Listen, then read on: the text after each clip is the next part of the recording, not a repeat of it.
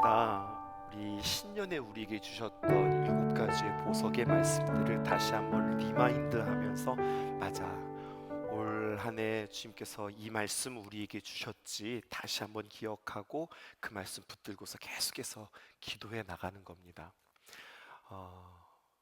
우리가 좋은 강의가 중요하지 않다고 그랬어요. 좋은 말씀이 중요한 게 아니라고 그랬어요. 그 말씀을 우리가 받고 우리가 소화시켜서 우리의 삶의 기도 제목으로 삼는 게 중요하다고 말씀드렸어요. 그래서 계속해서 우리는 우리에게 주신 귀한 말씀들을 다시 한번 재해석하고 확인하고 반복하면서 그 귀한 기도 제목을 삼고 우리가 주님 앞에 나아가는 중에 있습니다. 오늘 제목은 우리에게 참 매력적인 그러한 제목입니다. 지옥 권세를 이기는 자들. 여러분들은 지옥 권세를 이기는 자들이심을 믿으십니까? 아멘이십니까? 네, 그렇게 우리가 오늘 주님 앞에 그런 자들로 섰으면 참 좋겠습니다. 우리가 가끔 아니죠, 우리가 자주 거울을 보면서 그런 생각들 많이 하세요. 이제 나도 나이가 많이 들었네. 그러니까 아무리 사진을 예쁘게 찍으려고 그래도 사진이 예쁘게 찍혀지지가 않는 거예요. 작년보다 올해 주름이 더 자글자글하게 진 것 같고, 그리고 흰머리는 뽑다 못해서 이제 흰머리 뽑으면 이제 머리가 안 남을 정도로 그렇게 흰머리도 많아진 것 같고, 피부톤도 칙칙해져서 아무리 화장을 한다 하더라도 가려지지가 않는 거예요. 이제 거의 화장이 아니라 분장 수준이 되는 거 아닌가, 이런 생각들도 해봅니다. 달력이 내 나이를 가르쳐 주는 것이 아니라 내 몸이 내 나이를 가르쳐 주는 것 같죠. 예전처럼 달리기가 안 되고, 달리기가 뭐예요? 계단을 올라가는 것도 이제는 숨이 턱턱 차오르고, 그리고 눈도 마찬가지인 것 같아요. 성경 열심히 요즘 필사하고 계시는데 이 성경 되게 어리어리하게 보여서 이제 힘든 것이 우리들의 모습 아닐까요? 그런데 여러분, 이 땅이 전부인 사람들은 이렇게 우리의 모습들이, 우리의 겉모습들이 점점 늙으면 늙을수록 너무나도 이것들이 크게 다가옵니다. 그리고 이것이 크게 다가올 뿐만 아니라 조급함으로 다가오고 두려움으로 다가온다고요. 뭐가요? 우리의 나이 듦이 말입니다. 우리의 늙어감이 말입니다. 그런데도 여러분, 하나님의 귀한 말씀을 통하여서 우리의 인생의 본향이 어디인지 알고, 또 죽음 이후 부활과 그리고 천국에 대한 확신과 나를 향하신 하나님의 놀라운 사랑과 계획과 그리고 하늘나라를 향한 우리의 귀한 소망이 있다면, 우리가 점점 나이 드는 것은 두려움이 아니라 하나님 나라에 들어가는 현관문을 통과하는 영광스러운 초대장으로 우리가 느껴지게 되어진다는 사실이죠. 놀이터에서 아이들이 소꿉장난 하는 겁니다. 너는 엄마라고, 나는 아빠라고 하면서 역할놀이를 하죠. 이건 네 거고 이건 내 거고 하면서 막 소꿉놀이를 하고 정신 팔려 있다가 저 멀리서 놀이터에서 놀고 있는 우리에게, 철수야 밥 먹어야지, 영희야 빨리 들어와, 그러면은 그렇게 막 놀던 거 막 그거 가지고 아웅다웅 하면서 네 거니 내 거니 하면서 이만큼 가져가니 저만큼 가져가니, 네 땅이니 내 땅이니 그랬던 우리들이 말입니다. 그거 다 내려놓고 얼른 와 밥 먹어 라고 하면 불이 나게 막 달려갔던 그 어린 시절의 우리들의 놀이의 모습들을 바라보면서, 우리는 고린도후서 4장 16절에 있는 말씀, 그러므로 우리가 낙심하지 아니하노니, 예수 믿는 사람들은요 낙심하는 사람들이 아니라는 겁니다. 우리의 겉사람은 그렇죠, 낡아지나 우리의 속사람은 날로 새로워지는도다. 여러분, 지옥 권세를 이긴다고 하는 것은 마귀를 향해서 예수의 이름으로 물러갈지어다 선포하며 막 대적하며 그렇게 싸우는 것이 아니라, 우리의 진정한 소망이 무엇인가, 이것에 대한 확신이 있다면 죽음의 권세, 사망의 권세 앞에서 우리가 넉넉하게 이길 수 있다고 하는 거죠. 우리의 인생의 여정을 잘 설명해 주시는 하나님은 우리가 누구인가, 이것을 오늘 에베소서 5장을 통해서 우리에게 이야기해 주고 있습니다. 8절에 이렇게 기록되어 있어요. 너희가 전에는 뭐였냐?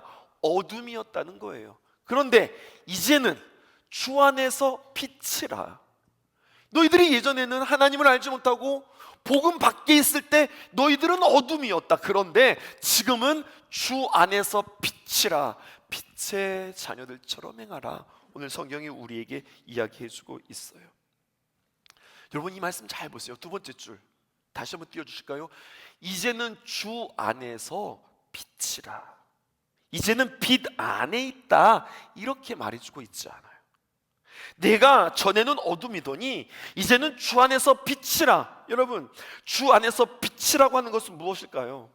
중요한 것은 빛의 자녀들처럼 그렇게 너희들이 잘 살아서 정신 차리고 살아서 이제 너희들이 이 세상에서 빛이 되거라. 이렇게 주님께서 말씀하지 않고 그냥 딱 선언하세요. 너 이미 빛이야. 이렇게 말씀하고 있다고요. 이게 성경의 신비입니다.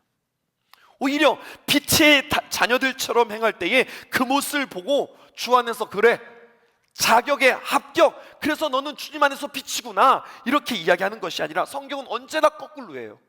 뭐부터요? 너는 전에는 어둠이더니 이제는 너는 지금 빛이야. 그러니 너는 빛의 자녀들처럼 행해라. 빛의 자녀가 되는 것이 먼저라는 이야기예요. 우리 좌우 살피시면서 인사하십시다. 빛의 자녀시래요. 인사해 보시죠. 빛의 자녀시랍니다. 우리 이렇게 이야기해볼까요? 당신이 빛이랍니다. 이렇게 인사해 보시죠. 당신이 빛이랍니다. 네. 여러분 빛의 자녀에 대해서 이렇게 정의해 보았어요. 빛의 자녀는 일로 자신의 존재를 증명해야 되는 사람들이 아니라 열매로서 자신의 존재가 증명되는 자들입니다.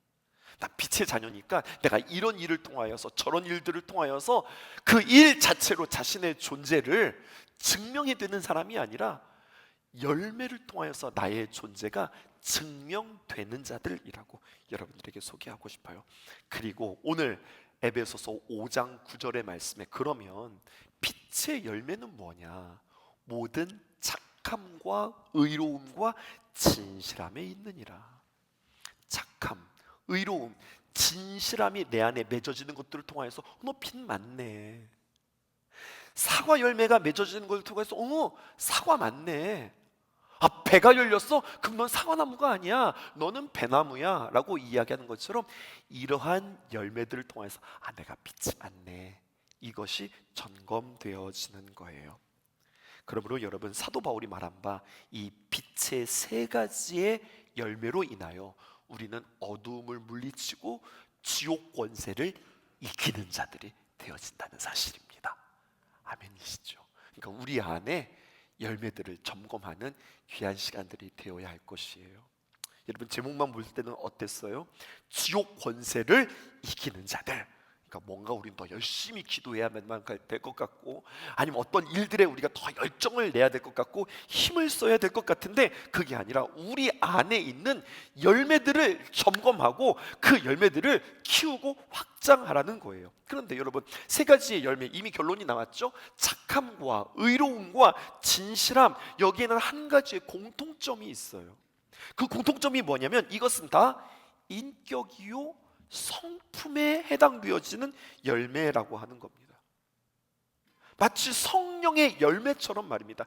인격의 열매를 통해서 우리는 지옥 권세를 이긴다는 사실이에요. 첫 번째, 그것은 바로 무엇이냐? 착함.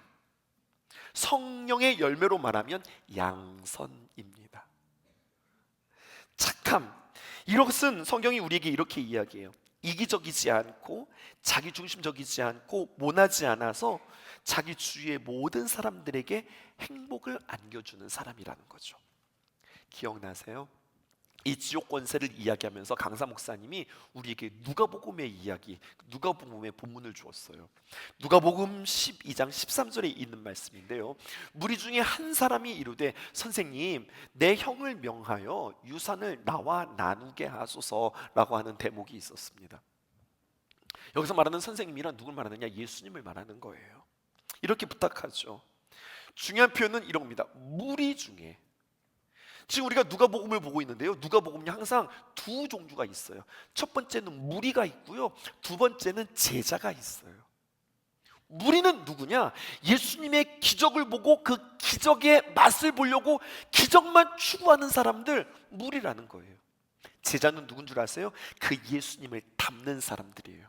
그러니까 도전하는 겁니다. 누가복음을 읽으면서 여러분들은 지금 무리입니까? 제자입니까? 그래서 혹 내가 무리였다면 여러분들 무리로서의 삶이 아니라 제자로서의 삶을 사세요라고 제자 도를 가르쳐주는 것이 이게 누가복음이거든요. 그런데 오늘 보니까 무리 중에 한 사람, 그러니까 지금 이 사람은 믿음이 좋은 거예요? 나쁜 거예요? 이게 온전치 못한 거예요. 이 사람이 말합니다. 이미 호칭부터 달라요. 뭐라고 얘기하나요? 선생님, 내 형을 명하여서 유산을 나와 나누게 하소서, 이렇게 이야기하는 겁니다. 예수님, 내가 하려고 하는데 어떻게 이게 안 돼요? 우리 형이 자꾸만 욕심을 부려요. 내가 어떻게 할 수 없으니 예수님, 내 대신 좀 가서 말씀 좀 해주세요, 이렇게 부탁하는 거죠. 여러분, 지금 이렇게 이야기하는 이 사람 말입니다. 예수님께 청하는 이 사람의 마음이 여러분들 이미 어떨 것 같습니까? 저거 좀 내가 좀 가져야 되는데, 저 유산은 내 건데, 저 형이 욕심 부리면서 주지를 않네. 어떻게든지 내 몫은 내가 챙겨야 되는데, 어떤 마음이에요? 이미 그 마음은 지옥이에요. 지옥 권세로 가득 차 있어요. 오늘 예수님은 오늘 본문을 통하여서 우리에게 예수님은 누구인가 우리에게 말씀해 주고 계세요. 띄워주실까요? 예수 그리스도. 예수님은 우리의 탐심, 우리의 욕심을 채워주시는 분이 아니라 오히려 우리의 욕심, 우리의 탐심을 지워주시는 분입니다. 아멘이세요? 왜 자꾸만 우리는 예수님을 붙잡고서 왜 내 욕심을 채우려고 그러죠? 아니라는 거예요. 예수님을 만나면 만날수록 오히려 내 안에 있는 욕심들이 발견되어지고 그 욕심들이 제거되어지는 겁니다. 누가복음 12장에 등장한 이 사람 말이에요. 그 마음이 어떻다고요? 지금 지옥 권세로 가득 차 있다고요. 그 마음속에는 욕심, 탐심, 어떻게든지 빼앗아야 되고 어떻게든지 조금 더 가져야 되겠다는 생각들로 가득 차 있어요. 저는 여러분들에게 말씀드렸죠. 그 사람이 누구인가? 무엇으로 증명되는가? 그 사람이 평상시에 무슨 생각하면서 살아가는가? 그 생각이 그 사람의 존재를 증명해요. 오늘 이 사람은 무슨 생각에 사로잡혀서 그의 생각은 지금 방향성이 어디로 향하고 있습니까? 그 생각이 하나님 앞에서 지금 나의 이러한 마음들이 자랑스러운 마음이에요? 부끄러운 마음이에요? 우리 스스로에게도 한번 적용해 보는 거예요. 나는 늘 어떤 생각에 푹 빠져서 살아가고 있는가? 내 생각을 하나님께서 보실 때에 어떻게 여기실까?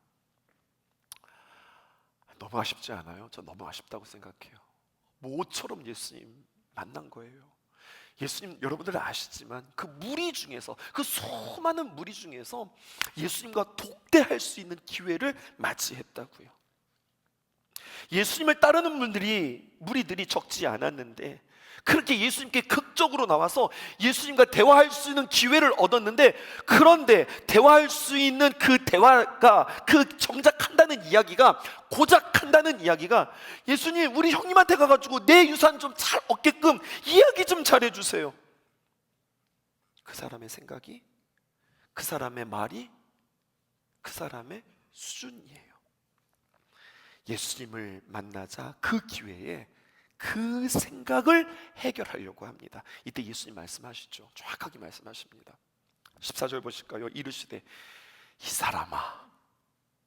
사람아 누가 나를 너희의 재판장이나 물건 나누어 주는 자로 세웠느냐? 지금 너무 안타까워서 말씀하시죠. 15절 그들에게 이르되 삼가 모든 탐심을 물리치라. 사람의 생명이 그 소유에 넉넉한 데 있지 아니하니라, 이렇게 이야기해요. 생명은 그가 얼마나 많은 것들을 가지고 있느냐, 이것이 아니라 그가 주님 앞에서 얼마나 넉넉한 존재이냐, 이걸 우리에게 이야기하는 거예요. 예수님 지금 이 사람한테 말하는 것 같아요. 그래서 너 그렇게 유산 갖고 싶어? 그래, 내가 그 조율을 좀 해줬다고 하자. 내가 네 형한테 잘 얘기했다고 그래. 그래서 네 몫의 유산을 받았다고 해. 그래서 너 행복할 것 같아? 너 그래서 그거 가지고 네가 이 땅에서 나 진짜 너무 행복해, 너무 만족해, 그러면서 살 것 같아? 그거 가지면 또 뭐 가지려고 또 욕심 생기지 않을 것 같아? 너 그거 채우면 그 다음에 또 무엇으로 인하여서 내 마음이 또 갈증이 일어날 것 같지 않아? 정말로 중요한 게 뭘까? 내 스스로 질문해 보라는 거예요. 예수님이 그를 그렇게 깨우고 계십니다. 마찬가지예요. 우리 스스로, 여러분 과학 시간에 리트머스 종이라는 거 아세요? 빨갛게 변하면 산성, 파랗게 변하면 염기성, 우리가 그렇게 배웠던 것 같은데요, 우리 스스로에게 5가지 질문을 통하여서 나는 어떤 사람인가? 하나님께서 기뻐하시는 것은 무엇인가? 그게 착함이거든요. 하나님 앞에서 나는 정말 착한 사람으로 서고 있는가? 너 옳구나 라고 하나님 앞에 인정받는 사람으로 살아가는가? 여러분, 내 생각이 내 수준이라고 그랬고, 그리고 그 생각에 따라서 나는 이런 사람이 되었으면 좋겠다. 우리 가정이 이런 가정이었으면 좋겠다. 내가 이러한 사역들을 했으면 좋겠다. 우리 사역 공동체가 이런 방향성으로 되었으면 좋겠다라고 하는 그 생각이 리트머스 종이를 한번 딱 찍어보라는 거예요. 네가 진짜 착한 생각하고 있는 거구나. 아니지. 오늘 정확하게 점검해보자는 겁니다. 첫 번째 뭐냐면, 앞에서 이야기했죠. 나는 소유의 사람인가 존재의 사람인가? 나는 어느 때의 기쁨을 누리는가? 내가 진짜 좋을 때는 언제인가? 내가 어떤 것을 가지면 내가 참 행복하겠다, 나는 그런 생각을 하면서 살아가는가? 아니라는 거예요. 성경은 존재의 기쁨이 더 큰 기쁨이라고 우리에게 이야기해 줍니다. 두 번째는요, 이런 거예요. 기쁨인데 그게 하나님의 기쁨, 하나님의 영광인가? 아니면 나의 영광, 나의 기쁨인가? 세 번째는 이것도 되는 거예요. 그것이 하나님의 나라의 것인가? 아니면 이 땅의 것인가? 나는 지금 뭔가를 추구하고 있는가? 이것도 점검하는 거죠. 네 번째, 이것은 나만을 위한 것인가? 아니면 이웃, 다른 사람을 위한 것인가? 이기적인 것인가? 이타적인 것인가? 또 마지막 5번째, 이것은 영원한 것인가? 아니면 유한한 것인가? 이것을 통하여서 우리는 주님 앞에 무엇을 추구하느냐? 내가 꿈꾸고 내가 소원하고 나 이렇게 되었으면 좋겠어 라고 하는 그 꿈, 그 비전이 나는 존재의 사람인가? 하나님의 기쁨과 하나님의 영광을 추구하는가? 그것은 하나님의 나라의 것인가? 그것은 이웃을 위한 것인가? 그리고 그것은 영원한 것인가?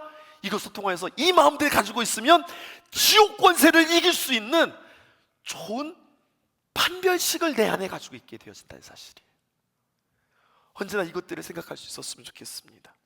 제가 다시 한번 5가지 띄워주면, 저는 소유의 사람 하면 여러분들은 존재의 사람, 이렇게 이야기하는 거예요. 그리고 여러분들이 말하는 게 맞는 거예요. 해보십시다. 소유의 사람, 나의 기쁨, 나의 영광,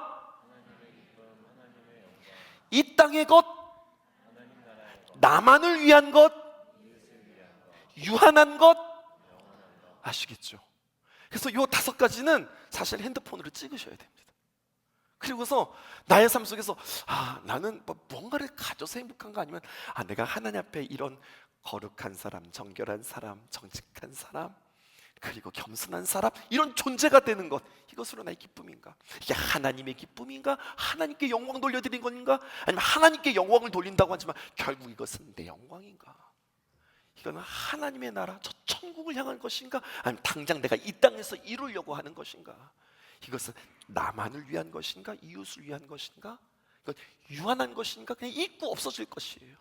그것에 내가 지금 막 힘쓰고 있는가? 아니면 영원한 것인가? 네가 이런 것들을 생각해? 그럼 너 참 착하구나. 착각하는 건 쓰담쓰담 너 착해 이런 것이 아니라 누가 착한 거예요? 지옥 권세를 이기는 자를 가르쳐서 너 착하구나, 주님께서 말씀하시는 거죠. 또 한 가지는요, 의로움이라고 하는 겁니다. 로마서 1장 18절이에요. 함께 읽어보십시다. 시작. 하나님의 진노가 불의로 진리를 막는 사람들의 모든 경건하지 않음과 불의에 대하여 하늘로부터 나타나니.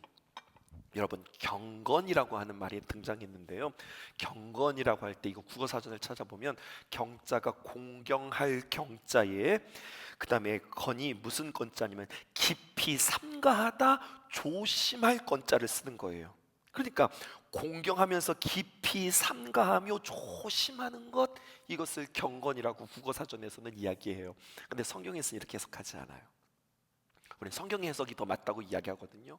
성경에서 말하는 경건이란 코람데오예요. 하나님 앞에서 나를 비추는 것, 이것이 경건이에요. 우리는 이번 신년 집회를 통하여서 앞에서는 누가복음 12장에 있는 말씀이 주어졌다면, 두 번째는 누가복음 16장 부자와 나사로의 이야기를 통하여서 우리에게 다시 한번 의로움이 무엇인지 강사 목사님에게 들었어요. 그 이야기 한번 다시 리바이벌 해볼까요? 16장 19절에 보니까 함께 읽어보십시다. 시작. 한 부자가 있어 자색 옷과 고운 베옷을 입고 날마다 호화롭게 즐기더라. 이 부자에 대한 묘사를 보십시다. 그는 늘 무슨 옷을 입고 다녔습니까? 두 가지, 자색 옷, 그 다음에 고운 베옷. 근데 여러분, 이 당시에 자색 옷과 그리고 고운 베옷은 상위 1%만 입을 수 있었던 옷, 금수저들이나 가능했던 그런 일들입니다. 당시에 적어도 자색이라고 하는 것은 가장 비싼 염료를 통하여서 만들어내진 옷감이기 때문에 웬만한 사람들이 입을 수 없어요. 왕들이나 귀족 몇 프로만 입을 수 있었던 옷이 바로 자색 옷이었습니다. 그러다가 고운 베옷, 여러분 이게 영어로 뭐라고 표현되는지 아세요? 린넨. 얼마나 고급 소재인지 몰라요. 게다가 이 사람의 삶의 스타일을 보십시오. 어떻게 이야기하고 있습니까? 날마다 호화롭게 즐기는 사람이다 라고 하는 거예요. 이것이 부자에 대한 스케치입니다. 근데 반면에 누가 등장합니까? 나사로가 등장합니다. 20에서 21절 20절 보실까요? 부자 나사로라 하는 한 거지가 헌데투성이로 그의 대문 앞에 버려진 채, 21절 시작. 부자의 장에서 떨어지는 것으로 배불리하고자 하매 심지어 개들이 와서 그 헌대를 핥더라. 오늘 보니까 나사로라고 하는 이 거지인데 그냥 가난하고 먹을 것이 없는 것뿐만 아니라 그의 몸이 헌데투성이에요. 그렇게 살다 보니까 몸이 성한 데가 없었어요. 대문 앞에 버려진 채 이렇게 되었습니다. 근데 그 대문이 누구네 대문이에요? 부잣집 대문이에요. 나사로라가 부자라고 하는 사람 대문 앞에서 성경 기자가 정확하게 묘사했습니다. 어떻게 말하고 있습니까? 버려졌다라고 하는 그 말에는 무엇이 전제되어져 있습니까? 구했다는 거예요. 도와주세요, 먹을 것 좀 주세요 라고 구했다라는 거예요. 그런데 부자가 그를 내쳤다는 이야기입니다. 버렸다는 이야기예요. 그리고 그의 몸은 헌대라고 표현되어져 있습니다. 원문의 단어로 말하는 그 용례를 쭉 찾아보니까 쉽게 고쳐지지 않는 악성 종기 같은 것들이 온몸에 곳곳에 나 있었습니다. 그래서 그 헌대가 고름이 있자 개들이 와가지고, 여러분 개들이 핥고 있어요. 이거 굉장히 상징적인 의미 아닙니까? 개들이 와서 왜 핥아요, 여러분? 사람이 핥아주는 건 아니죠. 사람이 씻겨주고, 사람이 보호해주고, 사람이 케어해줘야 되는데 사람이 아니라 사람에게 내치니까 누가 와서? 개가 와서 그를 핥아주더라는 이야기예요. 얼마나 극적인 표현이에요. 근데 여러분, 이 이야기는 그냥 단순히 이 못된 이 부자 좀 봐라, 이 불쌍한 나사로 좀 봐라, 이 이야기를 하려고 하는 게 아니라 그 앞에 이야기에 보면 지금 누구 들으라고 하는 이야기냐? 그 당시에 바리새인들을 향하여서 지금 주님께서 예화로 들고 있는 이야기예요. 본문으로 거슬러 올라가면 바리새인들입니다. 바리새인들은 누구냐? 돈을 좋아하는 사람들. 돈을 좋아하다 보니까 무슨 이야기까지 나온 거예요? 부자와 나사로의 이야기까지 지금 이렇게 흘러나오는 거예요. 질문합니다. 성경은 우리에게 질문하는 거예요. 이 부자는 좋은 것들로, 풍성한 것들로, 멋진 것들로 이 땅에서 많이 받았다. 그런데 그 많이 받은 것을 누구를 위해서 썼는가? 보니까 이 부자는 자신만을 위해 썼다는 겁니다. 누구처럼? 바리새인들처럼. 양극단의 인생이 등장해요. 거지요. 땅에서 뭔가를 가진 게 없어요. 먹을 것도 없어요. 뿐만 아니라 온 몸이 고난에 가득 차 있습니다. 이 부자를 대조하면서 성경은 우리에게 이야기해요. 자, 이 부자는 어땠길래 이렇게 부자가 되었지? 이 부자는 도대체 어떻게 살았길래 그렇게 많은 돈을 얻게 되었지? 그가 착했나? 그가 선했나? 그가 뭔가 특별함이 있었나? 아니라는 거예요. 하나님의 주권과 하나님의 섭리에 따라 그에게 하나님께서 주셨던 선물이요 은혜였다는 거예요. 그러면 팔자야, 이건 운명이야. 나는 금수로 태어나는 인생이야. 너는 아쉽게도 넌 흙수저네. 인생이 그런 건데 뭐 어떡해? 이것이 아니라 성경은 하나님 앞에서 나는 이렇게 받았으니 나의 사명은 무엇인가? 하나님 앞에 딱 둘이 섰는데 나는 많이 받았어요. 근데 저 사람은 가진 게 없어요. 둘 다 하나님 앞에 딱 서 있는 거예요. 무엇이 의로움입니까? 많이 가진 자가 누구를 위해서 쓰는 거예요? 그것을 갖지 못한 자를 위해서 쓰는 거예요. 누구 시선 앞에서? 하나님 시선 앞에서. 이것을 의롭다고 이야기하는 거예요. 이 마음이 있으면 지옥 권세를 이긴다? 우리에게 이야기하는 거죠. 앞에서 말했던 지옥 권세는 무엇이었습니까? 사망이었습니다.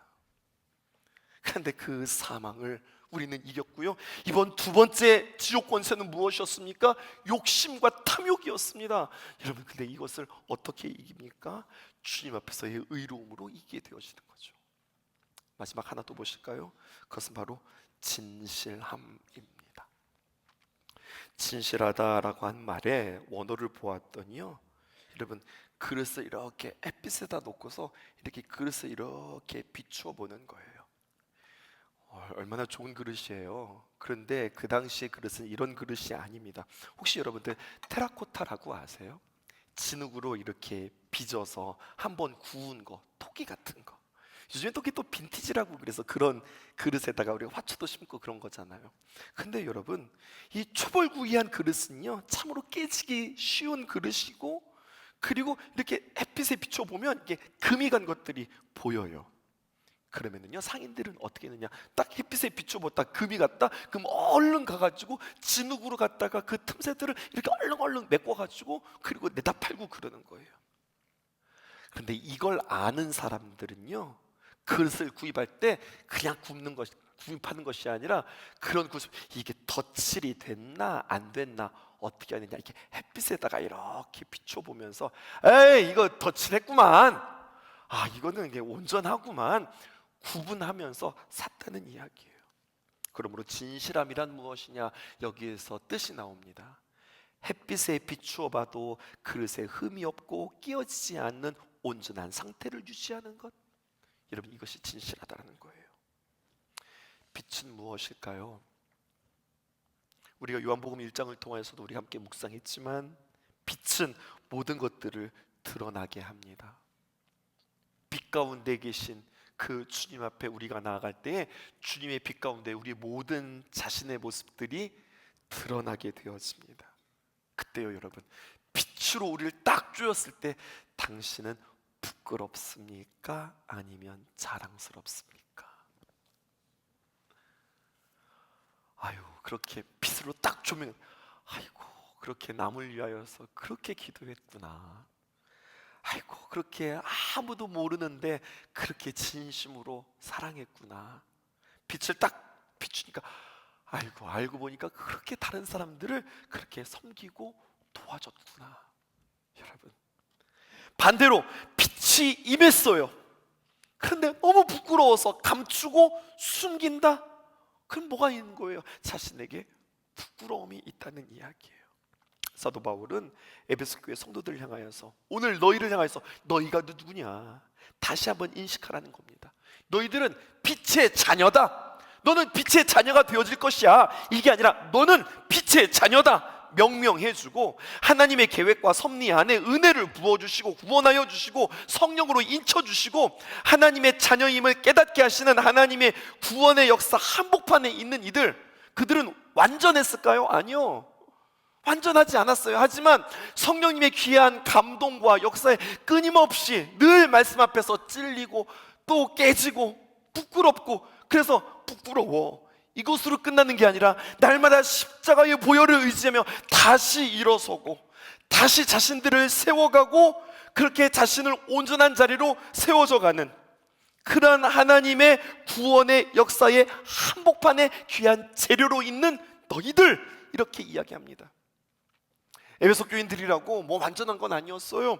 여전히 거짓을 말하고 도둑질도 하고 더러운 말도 하고 성령을 근심시키며 온갖 음행과 온갖 더러움과 탐욕들로 가득한 그들이었지만, 그렇게 방치되어지지 않고 항상 그들을 향해서 깨어나라고 도전할 때에 그 도전에 반응했던 사람들, 빛으로 나아갔던 자들, 빛이 비출 때에 막 빛이 싫어서 그 빛으로 뒷걸음질 치던 자들이 아니라, 빛이 비춰질 때에 상처가 있고 더럽고 추하지만 그 주님 앞에 나아가 빛 가운데 더 가까이 나아가 자신의 연약함들을 씻었던 사람들, 끊임없이 주님께서는 포기하지 않고 뭐라고 선포하신 줄 아세요?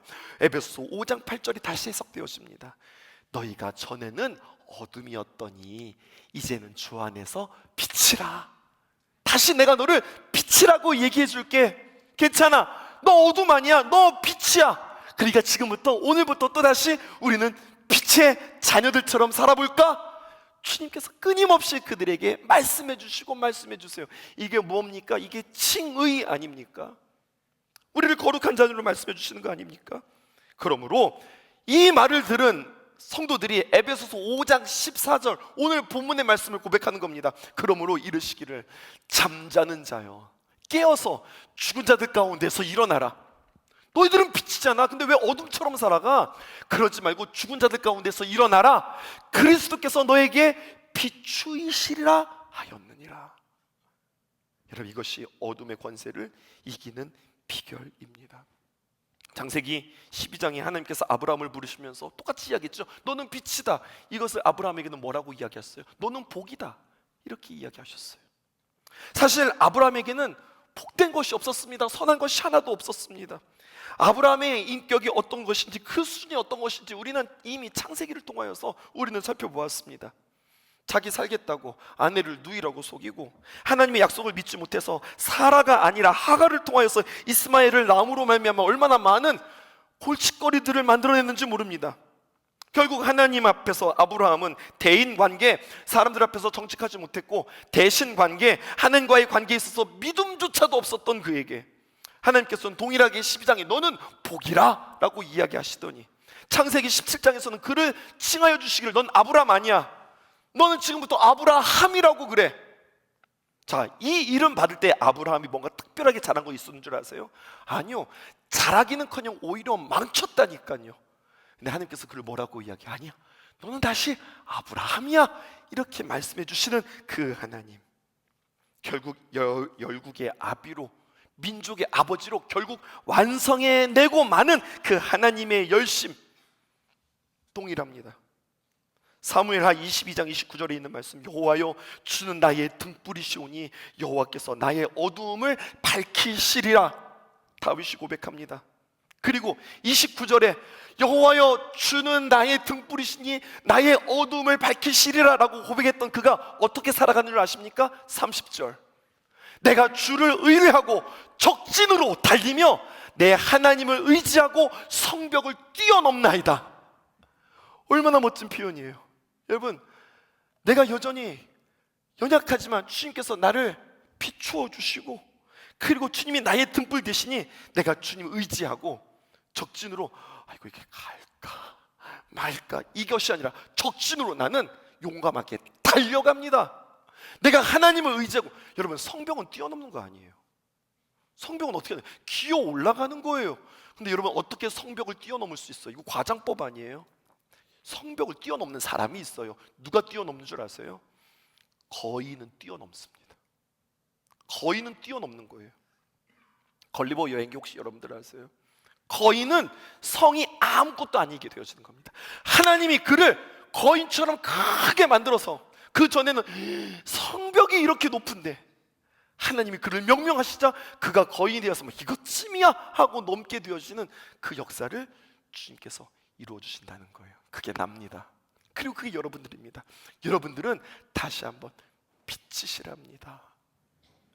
여러분들은 빛이 되었답니다. 여러분들은 빛의 자녀랍니다. 그러니까 빛의 자녀처럼 살아가십시오. 하나님, 나가 빛이라고 했는데 내가 빛이 아니라 어둠의 자녀처럼 살아갔어요. 내가 내 이름을 몰랐네요. 다시 오늘 내 이름을 찾고 빛의 자녀처럼 세 가지. 하나님, 내가 주님 앞에 착함으로 살겠습니다. 의로움으로 살겠습니다. 진실함으로 살겠습니다. 하나님, 이 성품 나에게 주세요. 기도하는 귀한 저녁 되어지기를 주님의 이름으로 축복합니다.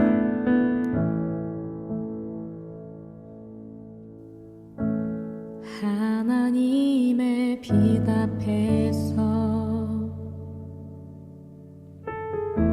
그 투명한 빛 앞에서 모두 드러날 나의 모든 죄와 허물.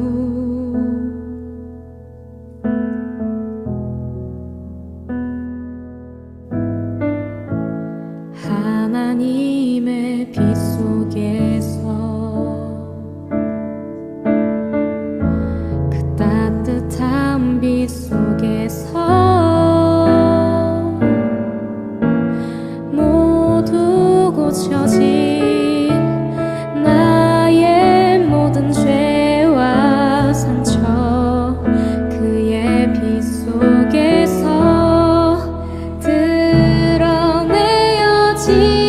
게 하나님, 드러내어 고치시는 하나님의 은혜와 사랑. 하나님의 빛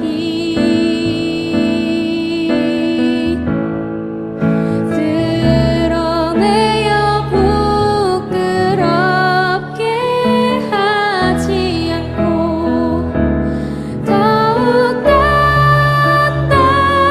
단단히 만들 은혜와 사랑 전하게 할 하나님 그 빛.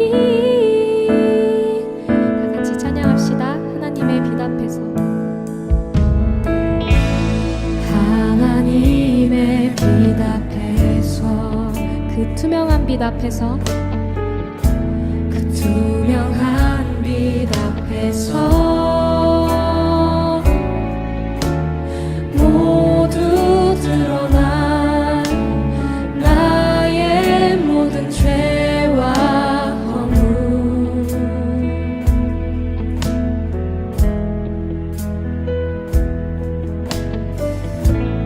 하나님의 빛 속에서